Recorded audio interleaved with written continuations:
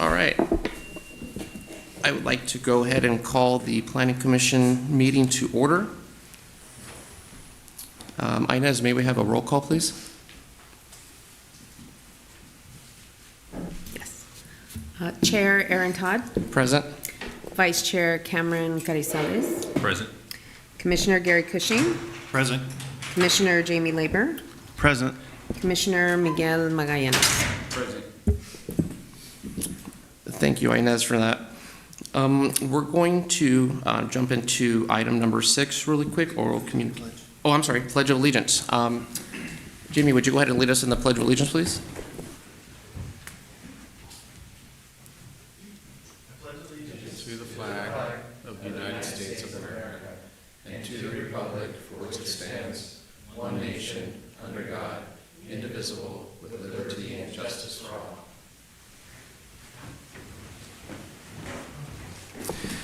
Thank you.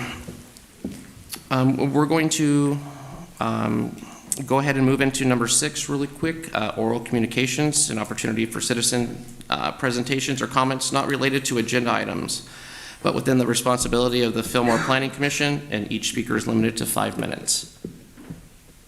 Chair, I would like to make a memorial for Lauro Resendez. That was a former planning commissioner.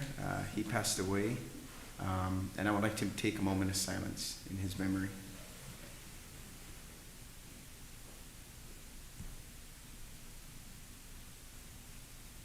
Thank you, Chair. Thank you. Does anyone or anybody else have any comments or communication? Hearing none, we're going to reverse and go back to number 4, the election of the Planning Commission Chair. Are there any nominations for the chair? I'd like to nominate Commissioner Gary Cushing for the chair. I'll second that. Okay, there's a first and a second. Are there any, or all in favor? Aye. Aye. Noes? Okay. Congratulations, Gary. Next, we will do the election of the Planning Commission Vice Chair. Are there any nominations for Vice Chair?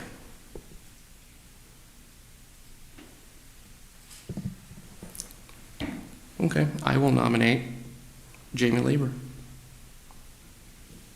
I'll second. Okay, we have a first and second. All in favor? Aye. Aye. Any noes? No? Okay. Congratulations.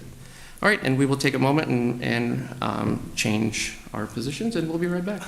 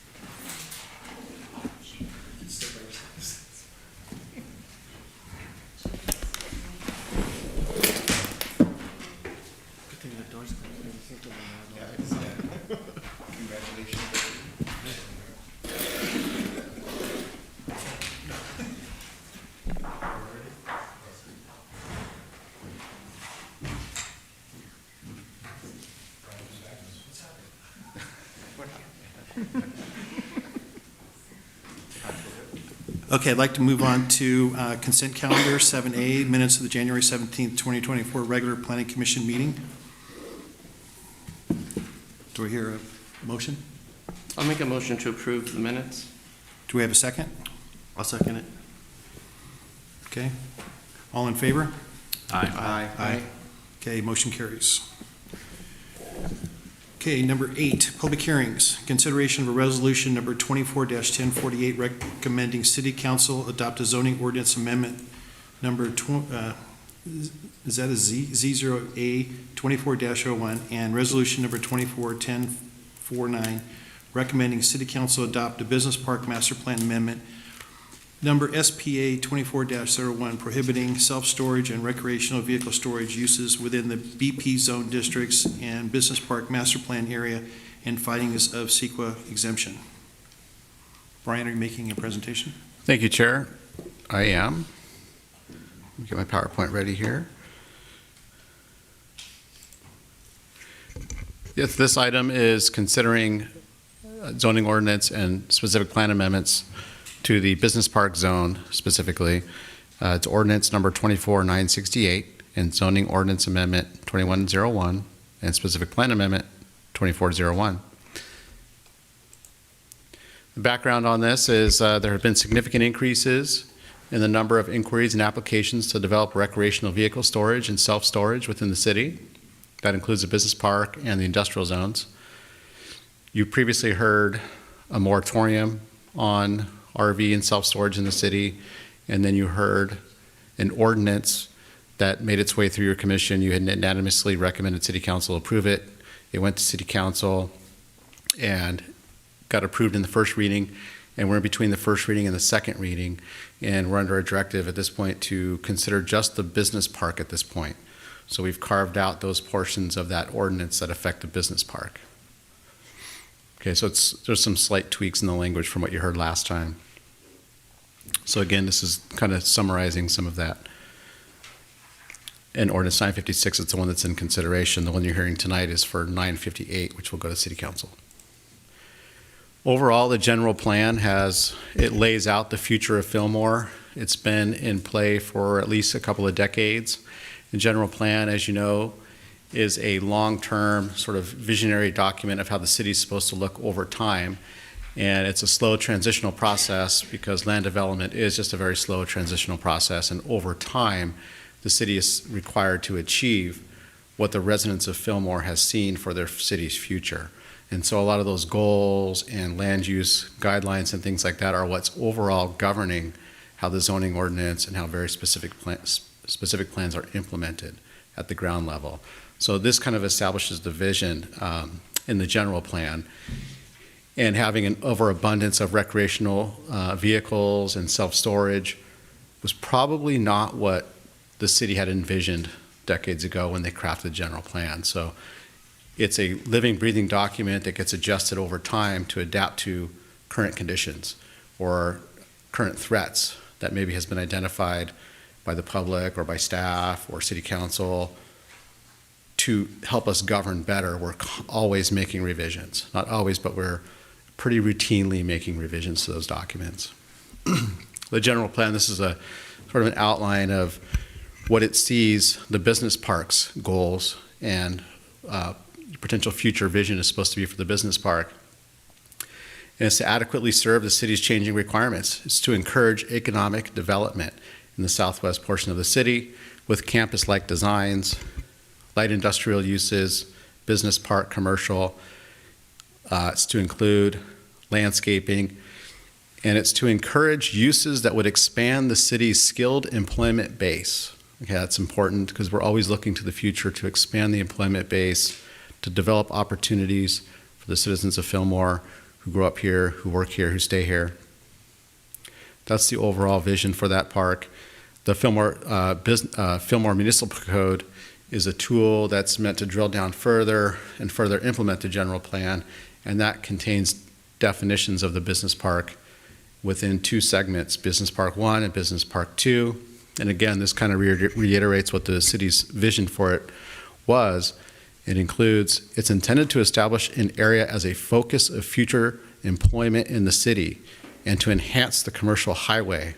Okay, that's the corridor that runs through the city. That's what people see when they see Fillmore. They drive through, you've probably talked to many people, and they say, oh, where's Fillmore? And they say, oh, I think I drove through there once or twice or maybe all the time. But they've never gotten off the highway. So the vision of the city is what they see from the highway. Okay, does it look like a place you want to come shop and live? It's intended to provide for a variety of uses, certain retail, commercial uses, and also uses that are incidental to industrial. And again, under BP2, the focus is of future employment in the city The business park master plan itself further drills down from the general plan, and there are a series of goals. This is all but 2 goals are listed here. And if you read through these goals, you can clearly see what the city's vision is for the business park. Encourage economic development responsive to market conditions. Generate increased employment opportunities. Expand the city's skilled employment base. Ensure compatibility. Address environmental impacts. Create a gateway to the city to beautify Highway 126. Improve access within the business park. Minimize parking conflicts. Allow for a mix of land uses. Provide a resource for future market demand. That's the business park zone. As you know, it's on the west side. It's just south of Highway 126. It's quite expansive. We do have the stop that's come in and developed quite nicely. And with development happening in surrounding areas in Santa Paula, there's a lot of growth. And in Newhall Ranch, there's a lot of growth. So there's a lot more increase in traffic and a lot more demand that's starting to happen for places for business. Staff looked at RV and self-storage throughout the city, and we identified over 30 acres, large swaths of land that have been identified as being used for storage or potentially used for storage.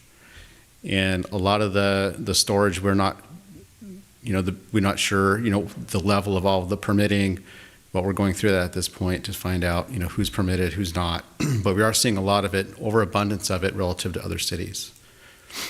So this is what it looks like if we were to just chart out where we have existing uses and where we've had significant real inquiries into doing self-storage and RV storage. There's a lot of calls for RV storage. When this says that we have existing storage in red, this doesn't say whether it's permitted or not. That's a different legal exercise to go through to determine whether they're legally established or not. This is just existing land already being used for this purpose. Staff evaluated other cities in the area to kind of see, why do we have so much storage and why are we getting so many calls for storage, especially RV storage? And so we investigated this with surrounding cities, and an important ratio to look at here at the bottom at Fillmore, we have 6 facilities. Whoops, let me go back. But that ratio of 0.0036, you can see is significantly higher than any other city, and that's the number of self-storage facilities per person. So I maybe should have adjusted those decimals a little bit, but you can just at least see the difference. That 0.0036 is much higher than the other cities. That's the ratio per person. When you also look at that population ratio graphed, you can see that there's quite a disparity. Most other cities are not showing that they have as many facilities per person. So you can see that green line there, facilities per person, is well above any other city in the area. And a comparison of area of facilities, storage facilities, not just population, just in terms of overall land area per acre. Again, we have a high ratio of, so we have 30 acres already right now being used for facilities, and you can see our ratio there is 0.01459. No other city is in the hundredths place decimally, so we're significantly higher ratio of land area of storage than any other city, significantly. And when you look at a comparison of that area, when you chart it out, just to kind of see what that ratio looks like, this is a graphic that shows you, again, Fillmore as compared to other cities has, you can graphically see there what the difference is. In a comparison of land area and population, again, it shows the ratio is significantly higher at 0.0018. So it just shows the difference. And what this would tell you is, with all of these other cities being evaluated, it probably means that we're getting storage from people who don't live in Fillmore. So as other cities that we've called and investigated who have done emergency moratoriums on self-storage and who have amended their code recently to prohibit or to significantly restrict self-storage and RV storage, it would tell you that those people are pushing out here. So there was a recent RV storage facility in Moore Park that was closed down in the last few years. And so those folks from Moore Park are pushing out to Fillmore. They're finding a lower rate to store out here, and so there's a lot of demand being pushed out here. So what that does is it gobbles up what little land resources we have left. The city's boundary is basically fixed. And so what little vacant land is left, such as the business park, with it being allowed by the codes now, someone could come in, meet all the requirements, and we would have to approve it. Okay, and there's a lot of people coming out from Moore Park and other places who are looking to put RVs out here. And typically when I've talked to some of the RV storage operators, their tenants visit the site maybe once a year, sometimes twice a year, sometimes once every few years. So you'll have RVs that might just sit there and collect dust. You might get a broken window. You could get vehicles that are stolen or anything like that, but they don't contribute significantly to the businesses from what I could tell talking to RV storage owners, because it's so infrequent that they actually visit the site, that they actually visit their RV to take it out. And of course, that's generally speaking, but overall, they don't visit it very routinely.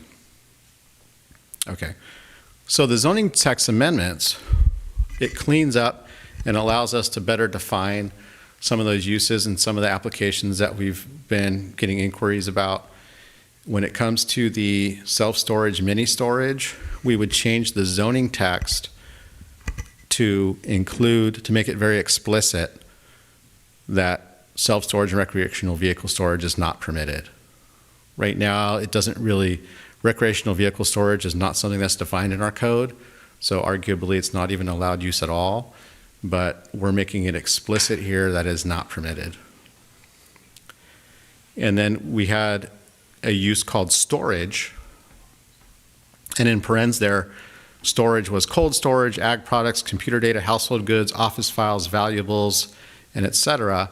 And as written, if you take out that bold part, as written, would mean you could go pretty much pile up any kind of products you want on the property, but we're changing that to say it has to be within a structure. Because otherwise, the way it's written now, you could conceivably just pile a bunch of storage. You could pile up a bunch of old computers. So this is saying it's within a structure, and also it requires a CUP, because if you're going to be having storage in a structure, we're going to look for some architectural treatments. We're going to look for landscaping. We're going to look for access. We're going to look for all those things that you would look for in any kind of a use to make sure that the city continues to meet the goals and expectations of the business park goals and the general plan and the zoning ordinance. So having a CUP will allow us to review and condition a project accordingly. We'll add 2 definitions to the zoning ordinance. One is for self-storage. There's currently no definition of it. We have a use called mini-storage. It's not really well defined, but we now are just going to be calling it self-storage. That's the more modern terminology. And this lays out what we would deem self-storage. So if it don't meet this definition, there's a chance it won't be permittable elsewhere in the city. So these definitions, in the business park, we're not allowing self-storage, but this definition is getting in to help us define what self-storage is overall in other places. Warehousing and distribution is also not currently defined. We have warehousing, so we're adding warehousing and distribution as a separate land use definition, so that it would be a permit for distribution where it entails retail goods that are going to be sold, or wholesale goods that are going to be sold retail, so that it'd be trucking and things like that happen at these types of facilities. So again, this would allow us to review those types of projects and ensure that they meet all the city's development standards through a conditional use permit. So that covers the zoning ordinance. And then we also have to change the business park master plan. Again, the business park master plan doesn't explicitly say you can do RV and self-storage, but we want to make sure that it's explicitly written in that plan as well. And so this would be written into section 2.5. It's a new bullet. So it just simply says self-storage and RV would be prohibited. Just so it's abundantly clear to anybody who might be looking at our city to want to locate a project like that, rather than call us and ask a lot of questions, it's going to be very easy to find. And they won't get through the process of developing plans and say, oops, we didn't know. So that's why we're writing it in. So this the zoning ordinance amendment and specific plan amendment are exempt from CEQA, as there would not be any foreseeable physical changes in the environment. It's just the law. Any environmental consequences of a development in the future would be evaluated on a case-by-case basis, but changing the law itself is not subject to CEQA. So it's a categorical exemption. Staff's recommendation is that the Planning Commission adopt Resolution 24-1048, recommending that City Council adopt Zoning Ordinance Amendment 2401, and that the Planning Commission adopt Resolution 24-1049, recommending City Council adopt Specific Plan Amendment SPA 2401. I'm here to answer any questions. Do we have any questions? Miguel, any questions? Okay. Cameron, any questions?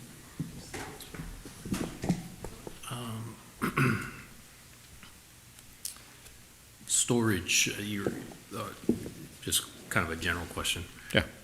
Has the city seen an increase in RV storage since the development of the new residents, like the Bridges subdivision? Or is this kind of significantly, we've been higher just historically? We've been higher, historically, we've been higher, but I do know that there are numerous residents in the Bridges who have RVs, and there are many lots in the Bridges that allow RV storage at their home. So the code already allows for a single-family home to store an RV on a side yard if you have that kind of access.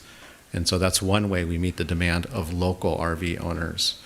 But I suspect that some of those facilities, some of those homeowners in the Bridges have contacted existing RV storage places here in the city and maybe storing RVs at other places in the city, sure. So I'm sure the Bridges has added to the demand, but still, even when you look at all of those ratios, even with all of that population factored in, 17,000 people, it's all that considered, we have way higher ratios.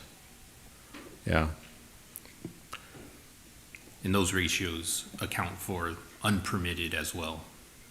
Correct. We didn't, that graphic that I showed you just shows existing. So it accounts for all those shown graphically? Show the red is existing, whether they do or don't have a permit.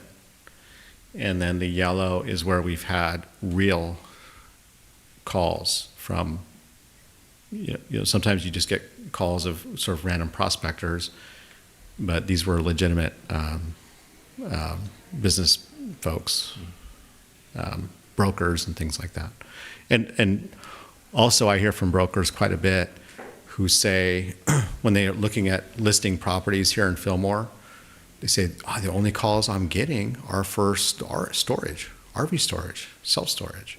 And if you go online, you can look and you can see that the returns on investment on RV storage is huge. It's north of 40% return on investment. And so it's drawing in a lot of people who don't have development expertise, but it's easy to just sort of create a lot. But they're not as sophisticated in terms of how you get a CUP, how you develop the site with all the things you would need to make it look nice.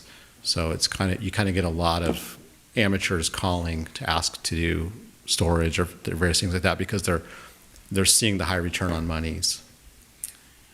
If the city has such a high ratio compared to our neighboring cities, Yeah. what's the benefit to the city to allow any storage in general? Is there? Well, you know, there is a demand for storage. There are local people who do need a place to store. If you ban it altogether, you are pushing those people out, and you do create, by having some storage, residents sometimes will want to move here because they have a place they can store their, whatever. Nova, for example, has gone through all the permitting processes, and I think he tells me well over 90 to 95% of his clientele are all local residents. And he's pretty full and he's expanding, but he's predominantly local residents. So it's a benefit, for residents too. Do we know, sorry if anyone else have any questions, you jump in. Yeah. Do we know the capacity, or at what capacity are these storage units that we currently have within the city? And I guess just to add to that, if we have such a significantly high ratio compared to our neighboring cities, why does the city continue to allow new storage if we're so much higher per population than other cities? I know there's demand locally, but if Yeah. we already have the facilities and the spaces, is it beneficial to add more? We don't see it. Well, when staff studied this, that's the reason, that's the crux of the issue. When staff looked at it, we were realizing, we have an abundance of storage, so that's why we put forth these municipal code changes. Because when the municipal code allows for a use, staff doesn't just say, no, you can't, we don't like you. They come in and they comply with the law, and then they have to be approved if they meet the law. So if you are looking to restrict a use or prohibit a use, you have to change the law. It's not a decision that can just be made. So as a decision-making body such as yourself or city council, you change the law, right? It's because when we bring a project before you, almost all of our projects, we bring it because we're recommending approval. And the reason staff recommends approval is because they've met the law. They've met all the code, they've met all the design standards, and now we have to recommend approval. Whether or not we like it, we recommend approval. And it's up to you to approve it or not. But if they've met all the requirements, you almost have to approve it. There's very little subjectivity to that, to deny a project. You have to deny it on the basis that you have to argue that it doesn't meet a finding. Does the city find, I guess historically, the community pushing back on newly constructed storages, or We haven't seen the community at large pushing back on it. But we don't see the community at large pushing back on much of anything. And I think most don't realize the ratios, or they don't really grasp the trajectory of the city. That's why you have staff, is because we're sort of the watchdogs. We have the general plan that we're looking at all the time, and we're seeing a pattern, like, is this really what was envisioned here? So the community at large, they're often not as in tune with this kind of stuff.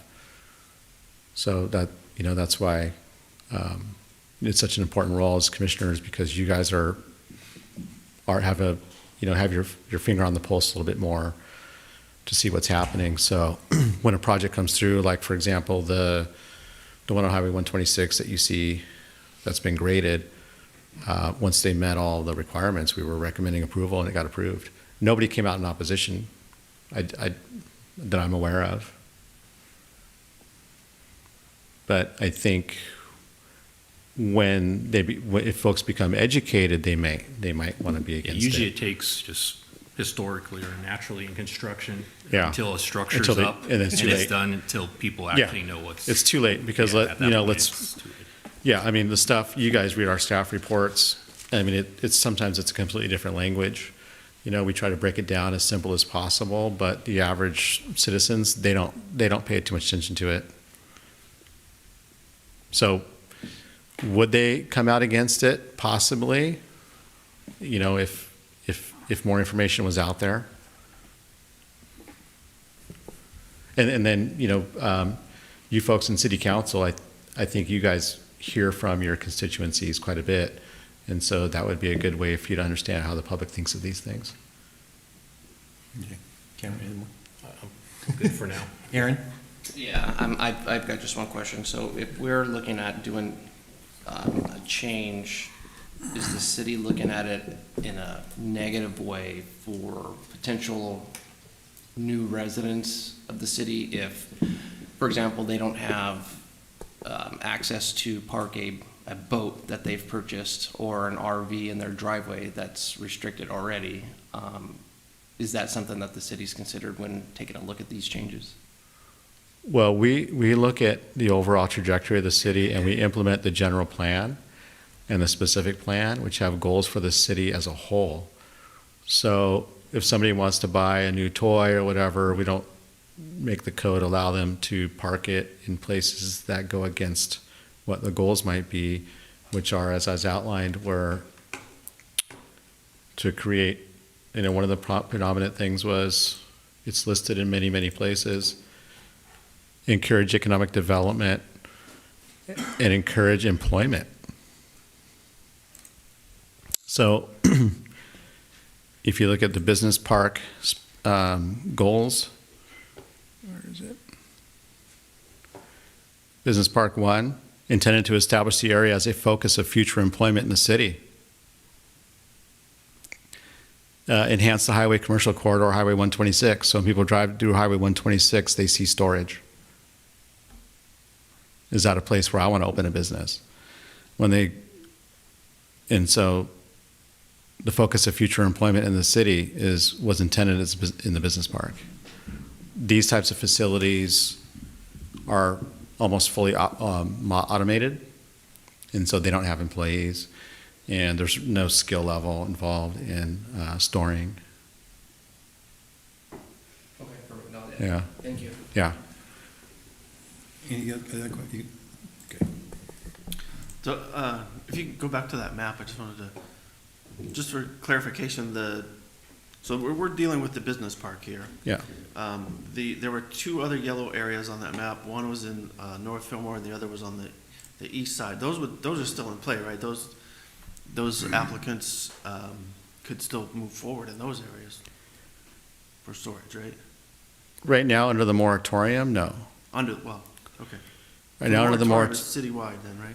the moratorium is citywide. Okay. So what you're changing tonight is just the business park. So you see the yellow part in the And the lower. moratorium would still exist The moratorium Based on exists it. now through almost the end of May. end of May. So before the moratorium expires, you're being asked to consider prohibiting this in the business park zone only, and then that will take effect before the moratorium expires.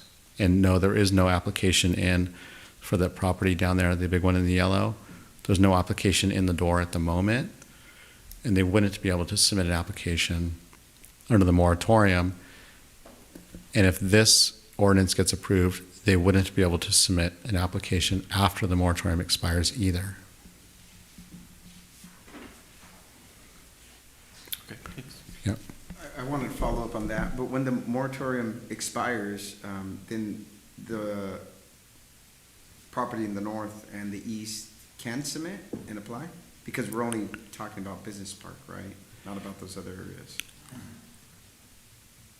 When the moratorium expires, yeah, you're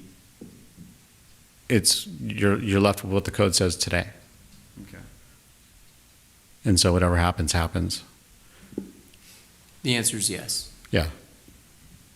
So they could submit an application in that window. I don't know what kind of condition the application might be in, but they could submit an application Okay. if it expires and no ordinance amendments have been adopted.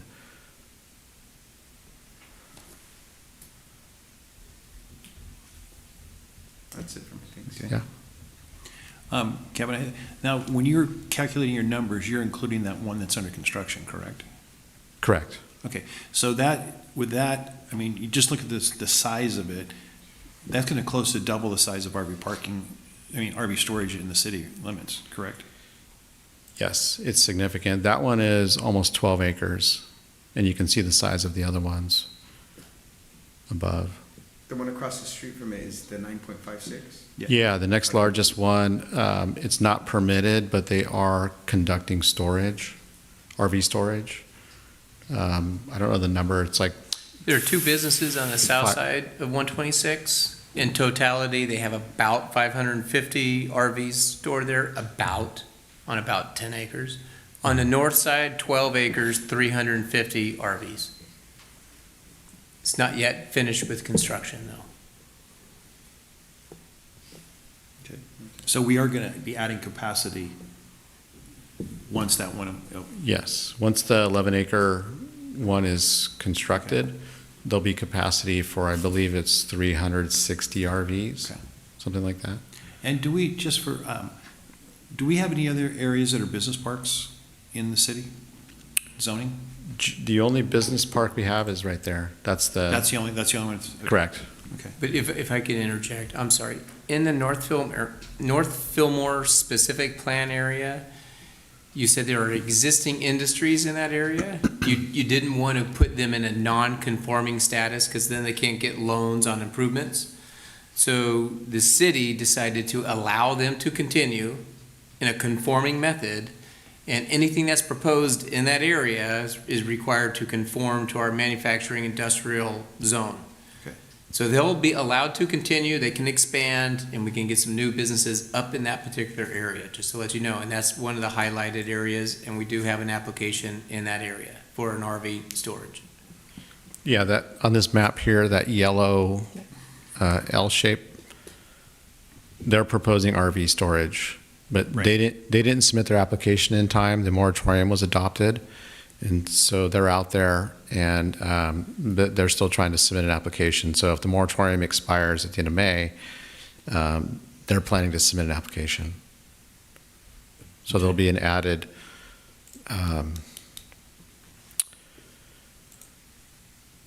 I don't know, 2.5, 3 acres, I think, or something like that. Okay, so it's a relatively small one in comparison to what else is out there. As compared to these other ones, it'll be in the neighborhood of,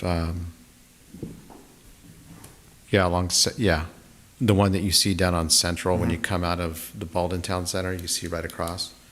There's those RVs in there. It'll be about that size. Okay, any other questions?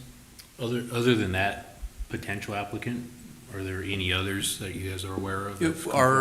In the North Fillmore area, there's another gentleman, it's just inquiries. We don't think he's too real. We didn't highlight it yellow, but there's another 6-acre site up there. Because if I remember right, that potential applicant that's in yellow already purchased the land? And No, they haven't purchased the land yet, but they've invested significantly in engineering and architecture. Yeah. The day before, the day they were to submit the application is when the moratorium took effect. So we know there's no other applicants or No, potential and applicants just to that we're the aware of? left of the site that we're talking about, there's a 6-acre site. That property owner is discussing RVs and self-storage as well, but we don't think he's far enough along, and we're not adding him in there. And if you see in the bottom left of that picture that Brian had up, we get constant calls for that 25-acre site for RV storage. It's real. And our concern is like, we lose 25 acres of a business park. So that's the purpose of tonight. And you can see, like, these are two gateways to the city. So normally, cities would develop gateways as an entrance, as a focal point, you've arrived. And on our west side, we're gonna have an expansive swath of land that's just gonna be RVs. And then you're gonna potentially get the same thing on the west side of the city's entrance as well, if someone were to develop that property with RV storage. Okay, any other questions? Okay, do we have any speakers? Because this is a public hearing. No? Okay. Any other questions? Okay, so we want to go to, do we have a motion in two? But before moving to, Oh, we do communications? close the public hearing and then discussion among the commissioners. Okay, we'll close the public hearing. And any discussion? Miguel? Yeah, I hearing about the concerns and questions, the expansion of the city, I look towards the new residents that might be coming and putting a full stop on it is like, something that concerns me. But also, the biggest concern that I have is just the front face of that 126 being, like it is on the east side, is just a face of RV storage. I think that's the biggest concern. It doesn't draw, I think, a welcoming kind of, here's Fillmore, this is what Fillmore is. Yeah, I mean, I can agree with that. When you travel into towns like Ojai, you see businesses. You don't see RV storage or concrete walls everywhere, or storage locations. So that's my concern, is potential residents and even current residents seeing construction of RV storage and wondering what's going on with the agricultural element of it, and us not focusing on the original element of what it could be. So those are just my 2 cents in on it. I think if we just look at the business park goals and go down that list, if to achieve any of those goals, RV storage or just storage in general, it would not meet any of those goals. And I think it's telling to see the ratios per population, per acre, how much larger our ratios are to our neighboring communities. And sometimes it feels like we get taken advantage of, city of Fillmore. But I think if we want to beautify the city and continue to bring in and track businesses that are actually going to employ Fillmore residents, RV and storage is not the business model or type that we should allow there.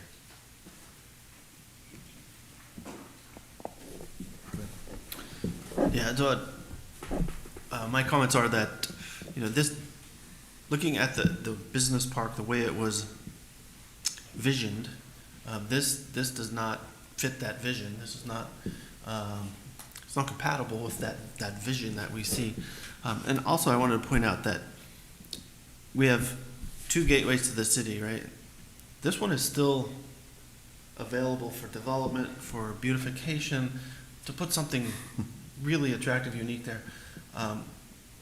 We're going to have, really like one shot. And do we want people to come in and see RV storage when they're coming from the east and RV storage when they're coming from the west? Is that how we want people to remember Fillmore? Oh, Fillmore's that, oh yeah, they're that city with all those RVs.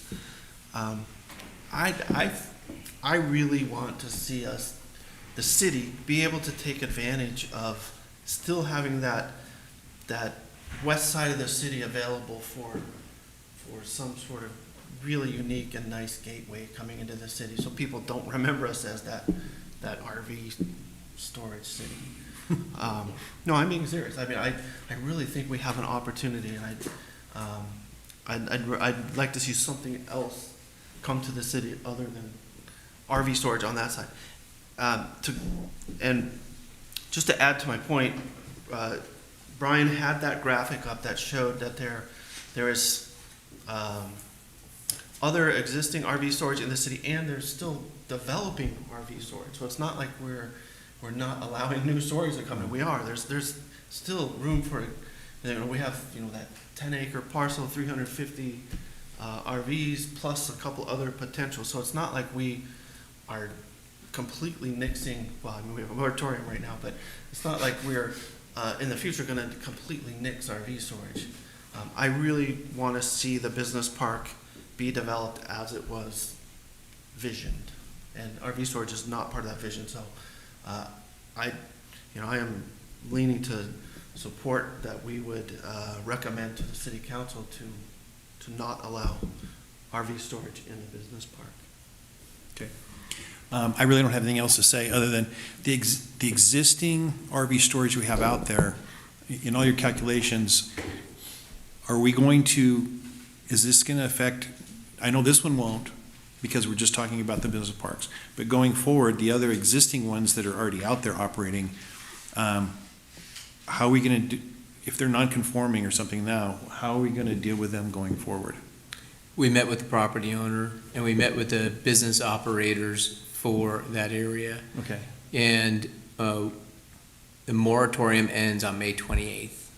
After May 28th, that property owner has the ability to submit an application for an RV storage. Currently, it's non-permitted, and it needs to get a permit with development standards. So he'll submit an application after May 28th. And sometime later, we will have a second reading of our new ordinance. Then if he had not yet submitted an application, he wouldn't be allowed to. Okay. Okay, thank you, Kevin. Because if he sets a new, I mean, that whole area that could be upgraded if he comes in, because he has to go by the new standard, correct? Our existing standard. Well, existing So standard. yes, he would. So you'd have to have block walls and landscaping and everything? Yes. Okay. Okay. Okay, so I'd like to entertain a And by the motion. way, that's going to be a lengthy process. It's just not something we do overnight, and the property owner knows that. So it'll take some time. You don't do anything overnight? No. Come on, Kevin, what have you been doing? I know. Okay, do we entertain a motion to adopt the Planning Commission Resolution 24-1048, recommending that City Council adopt zoning ordinance amendment number 2401? I will make a motion to approve for the Planning Commission to adopt Planning Commission Resolution 24-1048, recommending that the City Council adopt zoning ordinance amendment number 24-01. I'll second it. Okay, thank you. Look, we have a first and a second. Any other discussion? All in favor? Aye. Aye. Okay, passes. Okay, number 2, adopt Planning Commission Resolution 24-1049, recommending that the City Council adopt specific plan amendment to SPA 24-01. I'd like to make a motion to adopt the Planning Commission Resolution 24-1049, recommending that the City Council adopt specific plan amendment number SPA 24-01. Do I have a second? I'll second. Okay, any other discussion? Okay, all in favor? Aye. Aye. Opposed? No, okay, that passes. Okay, thank you very much. Okay, number 9, business items. 9A, selection of one planning commission representative to participate in downtown project mapping workshop. Kevin, are you going to enlighten us? Brian or Kevin? Yeah, I will. Okay. If you could take a flyer, pass it down.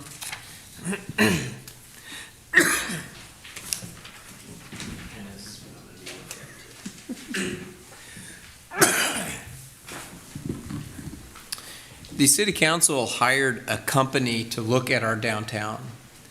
The name of the company is called Downtown Strategies, and they've been looking at the downtown for a couple of years now. And they made some recommendations. Everything they've been doing has been internal, just with city staff. They're ready to begin a public process. And they want to start with a committee, with a workshop. And the city council or the city would like for you as a planning commission to identify one person who would represent the planning commission and participate in this workshop. It'll take about a year. You'll be meeting with a council member, staff, and then about 5 or 6 downtown business owners. They'll come up, or that committee will come up with action plans. Plans that we are to do immediately, and then mid timeline, and then long term. That whatever you come up with. Now, it's not what city staff is coming up with, but downtown merchants, planning commission, a member, and city council. So our first workshop will be on April 30th at 11. We'll most likely be meeting in the middle of the day during work week. So we'd like for you to select someone who can meet those times. This is not to be done in secret or quiet or behind closed doors. We would like for you to share through this process, planning commissioners, your neighbors, the public, and let them know the work you're doing through this process. And my handout to you are 5 bullet points of what you'll be hitting, and they're pretty important. So I only know that the first meeting is April 30th at 11. So, is that a Tuesday? I don't- Yeah, it's a Oh, yeah. Tuesday, I believe. Yeah. Yeah, it's a Tuesday. So the purpose of that workshop or workshops through the year is that you'll develop action plans to help improve downtown. And you will be explained by this company, Downtown Strategies, what they have learned about our downtown. Okay. Questions from commissioners? I can I'll make a quick comment about it. I would be willing to do it, since I've unfortunately not been able to make a couple of the annual meetings, the planning commission meetings, just throwing it out there. Nobody else wants to do it like Miguel. Miguel, are you interested? How often are they meeting? Is it every month? No. I don't know if I missed It's it. probably, I don't know that answer, Okay. because you guys need to meet as a committee. You guys are probably going to decide that. Okay. So the first meeting's April 30th. And I'm sure you guys as a group in that committee will decide how often you're going to meet with the consultation of the company called Downtown Strategies. I am certain you're going to be on some kind of email list too, and they're going to feed you information about every 3 weeks. If you don't have the time, since it's during the day, Yeah. And everyone else is okay, I can do it. I'm fine. I mean, I have the time during the day, but if, The Yeah. chair is extremely busy, so if push comes to shove, I'm more than willing to do it. okay, great. Okay. I would like to volunteer for the challenge. And I know, Aaron, you mentioned that you're available, but Well, then, by Yeah. all means, by all means. Okay, do we have to vote on who we select? Well, I need to select only one, so I don't know if I you. think Miguel. So it's Miguel? Okay, Miguel, and then if he drops out, then it goes to Aaron, then it goes to me. No. All right, well, thank you. Okay. Thank you. Okay, reports and communications, 10A, Planning and Community Development Director, Kevin. I don't have anything to report. I usually like to give a list of developments. I don't know if that's boring for you or you already know because you drive by. So what I'll do is I'll just open up to questions. If you have a question on a project that's under construction or something we've been working on a long time you haven't heard about, I'll just open it up to any questions you might have to me. I do have one, and it's regarding the Baldwin business plan, the vacant lot. Good question. The status on that. There are two projects there. One's an 88-unit project that you approved and City Council approved, and when it went into plan check, it got approved, building permits ready to be issued. And so it's up to the developer. At this time, the developer's telling us he's going to stall and not move forward. The second project, that's a 4-story structure, 350 units. An application was submitted, and we started processing that, and through the process, the applicant again stalled and says, let's not move forward just yet. So both projects are stalled by the developer. Okay, where is that located? On the west side of Central Avenue, Oh, that's a between shopping Highway center? 126 and Okay. River Street. Okay.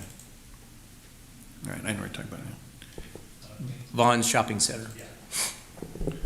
What's the status of the affordable housing project? I don't know. It's approved. Yeah, I mean, I approved it. I was required by state law to approve it, not present it to the planning commission, not present it to the city council. It's one full block, 50 units of low-income housing and supportive housing. I have not yet heard from the applicant whether he's submitting plans for construction. Okay, my question every month or every meeting is dog park? The Timeline? city council approved the contract to construct it. It's supposed to start construction on March 25th. Okay, Has there been any more movement on the fountains in front of the bridges? No. Okay. So I just, because you're asking, city staff would like to ask city council to study that first. Don't do anything, just study it with 4 or 5 alternatives before they plow in a lot of money. It takes a lot of money to get that up and operating or to remove it. So, and we have not, as city staff, we have not presented that to the city council yet. Okay, you have a question? Yeah.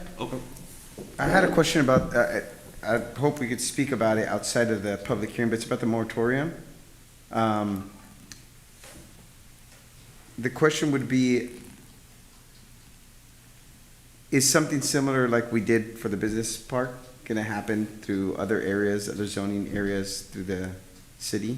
Yes. Okay, So the moratorium ends May 28th.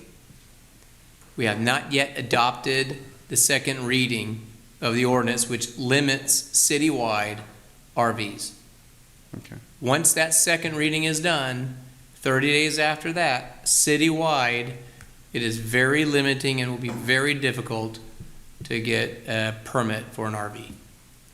Does that include self-storage or just Yes. RV? RVs and self-storage. Okay. Thank you. I just wanted to see if you had an update on Sonic. I think the last time you had mentioned they were still working with Edison. Is that what it They're was? working with everybody. So Caltrans, Edison, Southern California Gas, the Engineering Department, Public Works Department, Planning Department, Building and Safety. We're having great difficulty in the construction of that project caused by the developer. So it's not moving forward very quickly, and things aren't happening like they're supposed to. So there's a stall on that project during construction caused by the contractor. Okay, any other questions? Okay, thanks, Kevin. Okay. You want to know about our housing element?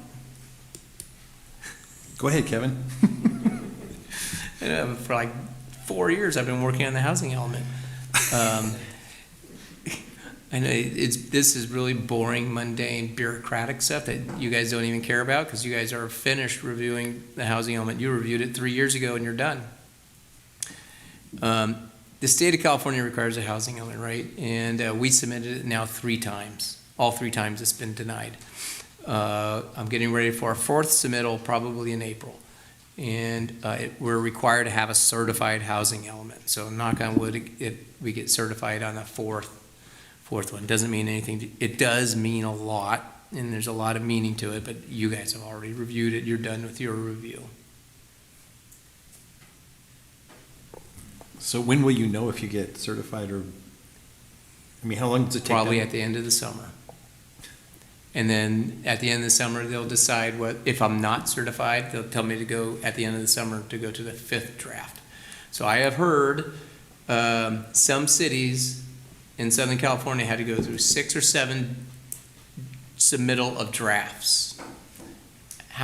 Our housing element, period, is from 2021 to 2028. We're in year 2024. And we submitted it 1 year late, but we still don't have a certified housing element. And they wonder why housing takes so long. Yeah, but we've been submitting it. Okay, thank you. Okay, planning commissioners, any brief reports, comments? Miguel? I'll just say that Gary, myself, Kevin, and Brian were at the Planning Commissioners Academy in Long Beach. There were a lot of, I've been numerous times, and there tend to be a lot of repeat sessions. And again, there were again this year, but I want to say, even though there were repeat sessions, they have different speakers. The speakers this year in a couple of sessions were just really, really dynamic. We had this nuts and bolts session that we had a retired city manager up there, and just really, really great information, and just, he was, I mean, every time I go, I'm telling you, I learned something.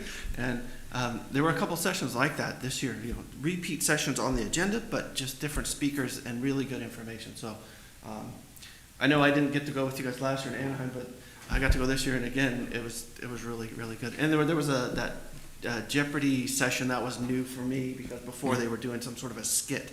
They had done the same skit over and over and over and over. But it sounds like, I think last year you guys saw the Jeopardy. And so they did that again this year, and that was my first time seeing the Jeopardy. So they are trying to mix up a few different things in it, but it was really good.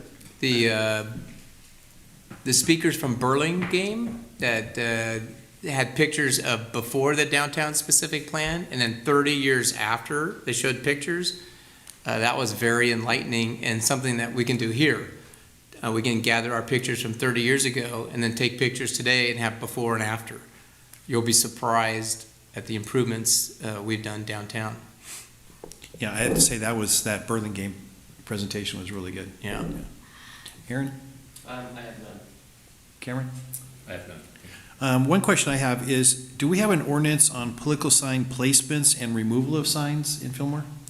On removal of political signs? Yeah, political signs I'm talking about. I don't know if we have an ordinance that specifically states that, but I do know this. The city of Fillmore does not permit political signs on its properties because it gives the appearance we're endorsing whatever political issue there is, and the city is not taking any sides on any. So we say not in our parks, not on city property, and also not in our parkways. It's our land. But they're permitted with no permits on private property. That's what I know. Because I still see some campaign signs up from candidates. Oh, if you can let our code enforcement officer know, we'll remove them, Okay, have them removed. but it's at the cost of the city to remove them, right, basically? We have to have someone go out and do it. So there's no recourse against political signs against the candidates that left them up? I can double check with the code enforcement Okay. officer. He goes through this seasonally. Okay. I don't have anything else. Okay, adjournment, 11A, the Planning Commission adjourns to the Planning Commission regular meeting scheduled for April 17th, 2024 at 6:30 PM in City Council Chambers, 250 Central Avenue, Fillmore, California, 93010.